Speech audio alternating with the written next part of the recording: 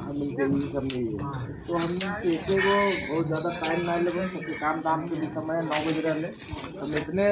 बोल कि हम अभी एक बार इतना दिन से तो हम वोट चक्र देते हैं एक बार लेना ही कोई एक बार एक मौका हम इनके जयराम महतो देना चाहिए ताकि ओकरो भी एक बार देखल जाए कि वाकई में काम करता कि ना करता 5 साल बहुत ज़्यादा समय ना हुआ इसलिए हम सबसे निवेदन करबो कि एक बार जयराम महतो को मौका मिलना चाहिए और हम इनकी जान रहा कि हम इनके आने वाला विधानसभा चुनाव में हम इनके चुनाव चिन्ह कैंची छापा बस इतने कहते हमारे बड़े भैया सबके जोहार 27 तारीख के शिक्षा बड़ा नली स्कूल में जो वेलकम पार्टी होकर हमें वोट कमेटी बनी है और हमें चाहले के मतलब बढ़िया से फिर से बैठक करके सब आदमी परिचय हो जाए इस आधार पर आज मीटिंग रखल गए बतल गए तो हमें जयराम महतो के विचारधारा के लेके हमें जाना वो क्या विचारधारा है पढ़ना है कल भी देखने बाद सवाल जमीन हमें के मुख्य उद्देश्य है जमीन बचाना ये देखा जमीन जब छोड़ दिलो खत्म हो जाए एक उदाहरण राष्ट्र पटल पे अंतर्राष्ट्रीय पटल पे बहुत कोशिश करबो एक समय ब्रिटिश साम्राज्य का बहुत बड़ा 1/3 उसका खाली था कब्जा था जमीन का पूरा दुनिया में राज करता था ब्रिटिश साम्राज्य लेकिन जैसे जैसे उस समय लोग कहा भी करता था कि ब्रिटिश साम्राज्य का कभी सूर्यास्त नहीं होता है लेकिन जैसे जैसे देश को आज़ाद करते गया उपनिवेशों को मजबूरी में ही जैसे जैसे आज़ाद करते गया और उसका जमीन अभी इंटरनेशनल सड़क में देखिएगा तो इंग्लैंड का उसका चलता नहीं उसी तरह से इजराइल देश में बहुत टेक्नोलॉजी है एडुकेशन है कृषि सब कुछ है लेकिन इजराइल के पास जमीन नहीं है इजराइल के पास बहुत कम जमीन है इसीलिए अभी पूरा दुनिया में इजराइल को उसका सिक्का नहीं चलता उसी तरह जर्मनी वैज्ञानिकों का देश कहा जाता है जर्मनी बहुत आविष्कार हुए बड़े बड़े आविष्कार हुए जर्मनी में लेकिन उनका पास जमीन बहुत कम है इसीलिए दुनिया में उनका सिक्का नहीं चलता आप देखे होंगे फ्रांस भी इतना बड़ा दुनिया का इतना बड़ा आविष्कार के इतना ताकतवर देश है लेकिन उनके पास जमीन कम है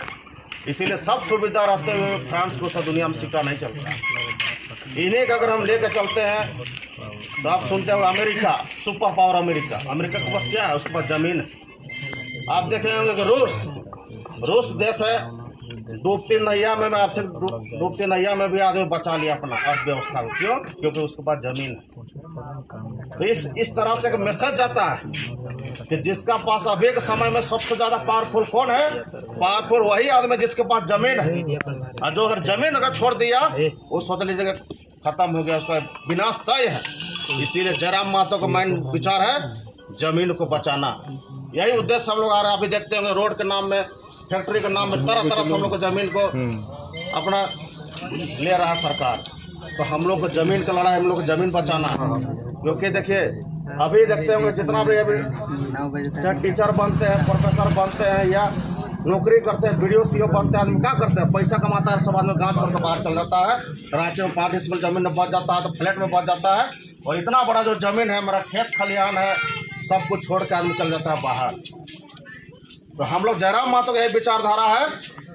कि यहाँ पे जो झारखंड में अगर जिस गांव में है उसी गांव में रह के हम लोग उस गांव को हम लोग विकास के लिए मार्ग में ले चलेंगे वहीं पे मॉल खुलेगा वहीं पे रोड अच्छा बनेगा वहीं पे हॉस्पिटल खुलेगा कोई बाहर जाने की जरूरत नहीं है क्यों आजकल बाहर जा रहा है यहाँ के लोग गाँव छोड़ के जो भी पैसा कमा रहा बाहर क्यों चल जा रहा है गोतिया से लड़ाई होगा जाहिर सी बात है या भाई से लड़ाई होगा या रोड ठीक से नहीं होगा या सड़क ठीक से नहीं होगा या स्कूल ठीक से नहीं होगा इसे छोड़ के नहीं चल जा रहे हैं अभी देखते हो रामपुर के विधायक है सुनीता चौधरी वो भी रांची में रहते हैं उनके जो पति थे पहले विधायक मंत्री थे वो भी रांची में रहते हैं कहीं ना कहीं जितना भी हमारा आदमी पैसा कमा रहा है सब बाहर जा रहा है आज अगर सांडी में अगर 20 साल से लगातार चंद्र प्रकाश चौधरी रहता तो सांडी का तकदीर तस्वीर अलग रहता आज मॉडर्न गांव में आता क्योंकि वहीं पे रहना वहीं पे व्यवस्था करना है लेकिन हम लोग को लोग क्या करता है अभी आए तो बहुत जगह ठोकर था हम लोग को जो आदमी पैसा कमाता है ठोकर सहने के लिए तैयार नहीं रहता कहता नहीं हम ठोकरने से आएंगे, हम रांची में जाएंगे, हम रामगढ़ जाएंगे, हम मन मर्जी अपना गाड़ी चलाएंगे, हम ठोकर में क्यों ब्रेक मारेंगे। इस तरह से हम लोग आदमी लोग को जगाने के लिए निकले हैं कि झारखंड का विकास तभी होगा जो अपना गांव घर को छोड़ के नहीं जाएगा, गांव में रह के पूरा सुविधा, बुनियादी सुविधा को बहाल करेगा। क्योंकि जाना तो है वो गाँव में, जितना आप कुछ कर लीजिए, टाउन में रहिए, आपको बगल में कोई पूछने वाला नहीं रहेगा। बगल में 205 फ्लैट में आप हैं, 206 में कौन, आपको कोई पूछने नहीं आएगा। लेकिन गांव में अपनापन है, टच है, इसीलिए हम लोग गांव में हम लोग बचाने के लिए आए, निकले हैं। गांव को हम समृद्ध बनाएंगे।